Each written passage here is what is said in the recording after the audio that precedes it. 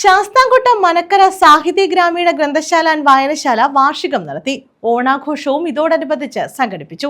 എഴുത്തിൽ 70 വർഷം പൂർത്തിയാക്കിയ ചവറ KS പിള്ളയെ ചടങ്ങിൽ അനുമോദിച്ചു. ശാസ്താംകോട്ട മനക്കര സാഹിത്യ ഗ്രാമീണ ഗ്രന്ഥശാല ആൻഡ് വായനശാലയുടെ വാർഷികാഘോഷം നടത്തി.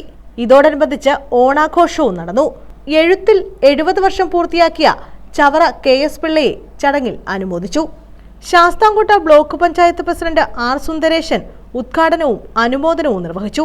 തീർച്ചയായും 5 വർഷക്കാലത്തിനിടയിൽ ആ ഗ്രന്ഥശാല അഭിമാനകരമായ പല പ്രവർത്തനങ്ങളും ഏറ്റെടുത്ത് മുന്നോട്ട് പോയിക്കൊണ്ടിരിക്കുന്നു എന്നാണ് സ്വാഗത പ്രസംഗത്തിൽ നിന്ന് മനസ്സിലായിട്ടുള്ളത്.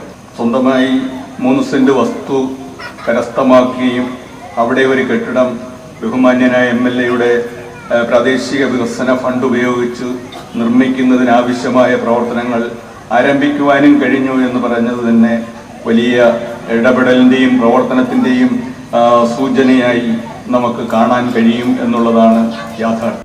ഗ്രന്ഥശാല പ്രസിഡന്റ് MS വിനോദ് അധ്യക്ഷത വഹിച്ചു. സെക്രട്ടറി ഹരിസുധൻ PB സ്വാഗതം പറഞ്ഞു.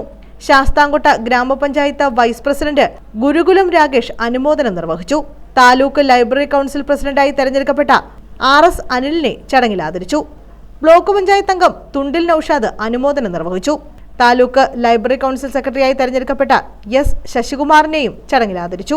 Chavara KS Pillai, RS Anil, S. Sasikumar, Sujakumari, Chandrasekharan Unnithan, doctor PR Biju, G. Biju, R. Anilkumar, G. Bahuleyan, P. Pradeep തുടങ്ങിയവർ പങ്കെടുത്തു. വിവിധ കലാപരിപാടികളും ഇതോടനുബന്ധിച്ച് നടന്നു. News bureau, Sasthamkotta.